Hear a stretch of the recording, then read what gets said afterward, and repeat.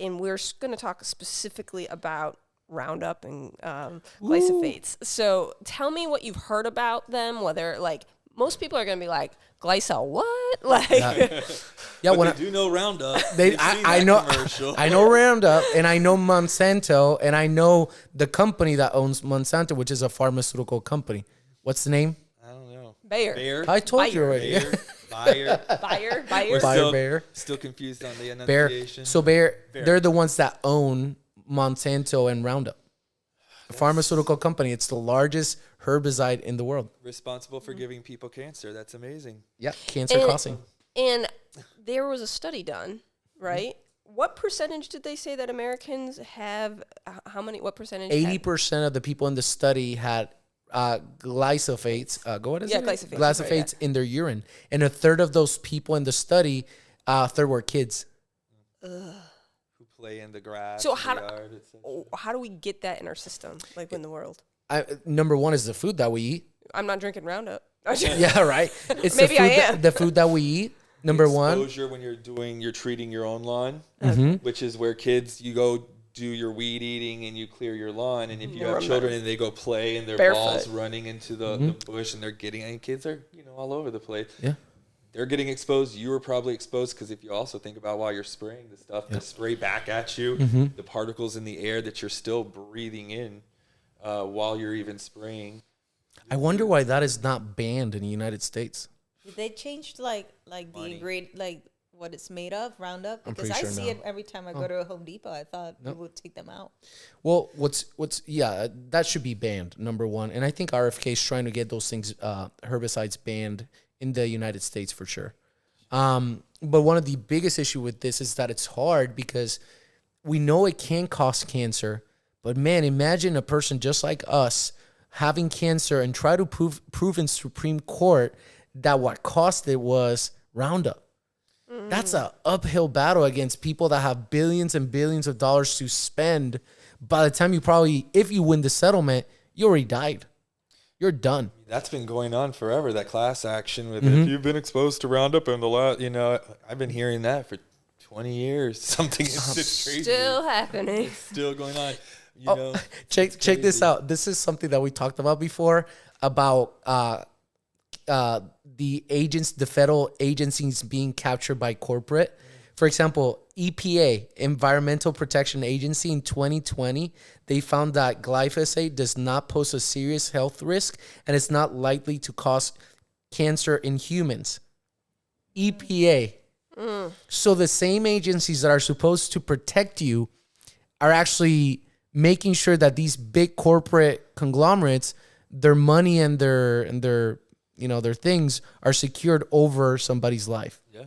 So corporate capture is the one thing that RFK is going against, and he spent most of his lifetime suing the EPA. That's probably one of the worst agencies out there. Like Roundup, and seriously, you're saying that it does not cause cancer? I mean, that's stupid at this point. No, absolutely. So it's in our food. Yep. Is that why it's important to eat organic of certain things, or like? Absolutely. I mean, it should. I mean, when we think about organic foods, what we're trying to do is make sure that there's a minimal consumption of these things. My concern is how close are these fields from each other that one thing doesn't move to the other one. 1 inch this way, you're good. 1 inch this way, you're bad. At this point, you might as well just build your own thing in your backyard and make sure you don't have Roundup, Right. I've seen some news articles that say that people that live in the Midwest or in places that they grow a lot of this corn or crops, especially the soy and corn. They're more likely to get exposed to these chemicals and develop these cancers. And it's not only cancer; they can cause not only cancer, it can cause endocrine disruption like thyroid issues. It can cause infertility. I mean, you name it. Liver damage. Actually, infertility is a huge thing that has been on the rise like crazy. Yep. Like when you guys were like younger, do you remember there were not people who were having trouble with getting pregnant? Like not at all. Not at all. That's not normal. It was the opposite. It was the opposite. That part. Yeah, they were always having kids. I mean, we're living so unnatural nowadays. It's just insane how unnatural it is. Like we're seeing all the crazy things. We're seeing autism rates go up. We're seeing infertility rates go up, obesity rates go up, cancer rates going up, cardiovascular disease going up. It seems like the more money we throw at the problem, the more problems we have. The more science we put on the problem, the more issues we have. Not how it's supposed to So go. that can be so depressing though. All right, so think about this. Like, say I am a parent, but like, you know, a parent or mom, a dad, or even just for yourself, you're listening to this and you're like, great, no matter what I do, there's toxins in my food, there's toxins in the air, there's toxins everywhere. I almost feel like Dr. Seuss. Like, what do I do? Yeah, like, I mean, that mindset is tough because in Puerto Rico, from our country, that's a very typical mindset. I'm still gonna die of it. So I might as well not even put in the effort to get better. I was like, I understand that you're still going to die from it and you're going to get exposed to it somehow, but just don't try to kill yourself in the process. Minimize it. Slow it down. Yeah, slow it down. Minimize the risk. If you go on your own terms. Don't try to kill yourself in the process, you know? I agree. So what can we do? I mean, it starts at every individual's home. You know, it can't be that you're looking for other people to make different choices to improve your health. It's like, what are we not doing in our home? And so even if we're looking at Roundup, which is easily picked up at a Home Depot, Lowe's, your typical local home repair type store, you know, it's easy to pick up. It's the go-to for the yard and for weeding your yard. But then, you know, here in Florida, if you do it during the rainy season, now my yard then the rain comes, it contaminates the water in my area. And so that's my fault. Because now I'm affecting my whole neighborhood. I'm affecting the local water source. So just in that one way, what I'm doing is affecting people exponentially. Absolutely. And if you start to now compound the different things that we're doing here that just aren't great for us, before you know it, it's like no wonder we're all dying. We're all messy. And everybody's we're doing it to each other every single day. It's rough. But a lot of times it's not purposeful. It's not malicious. No. It comes from a government who doesn't inform us properly, who makes us believe something is safe. You don't know what you don't know.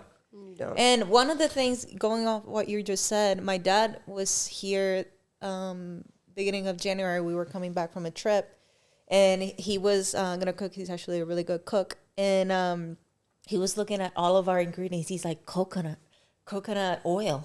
Really? Where are my dad? Oh. Where's he liked this pan that is like he has at home. I'm sure it has Teflon. He's like, what is this material? And I'm like, Dad, that is ceramic, or that is stainless steel. And then I had lard because we were gonna fry a few things. He's like, lard, really? Like in Spanish is manteca. And I'm like, but where? We're like normal, like mazola, corn. And then I was like trying to explain to him because it's not, he doesn't know, right? So I think he knows, but he got brainwashed along the way. Yeah, brainwashed. But then, needless to say, he goes back to Puerto Rico and then he gives me a call and he's like, I threw away all that Teflon shit. Like this is where I bought that ceramic one that Andres got. I love that thing, non-stick, and I don't have I have stainless steel. And to me, it was just a small change, but I was like, there you go, Dad. You know, like you can do those small things because you learned that at home. Even maybe you're going to cause some friction. Why did you do it that way? Why? But then people start to understand, man, these people look healthy. It seems like they're doing the right thing. They did the research. I want to mimic that. At least that's how I am. You have to walk if you want to change people's perspective, you got to walk the walk, you know? Yeah. And talk the talk. And there's going to be friction. It's normal. Like people don't know. But then start, and people are going to be like, okay. And then to me, that was just a huge win when my dad's like, I threw away all that shit. Yeah. I have to say that because that's how he said it. I think we got to do basic things as a population. We got to move as much as we can to organic. Whether organic is the best or not, it's a different point. It's a whole different conversation, but do your best. You know, get away from the Teflons, right? What's it called? I forgot the name of it.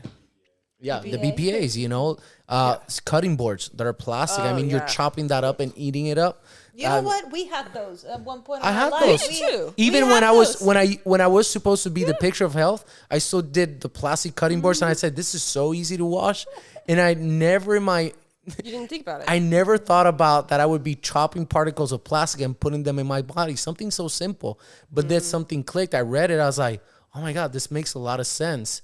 Now I look back, knowing that information, I still kept doing it. That is my fault. I'm a dumbass at that point. right?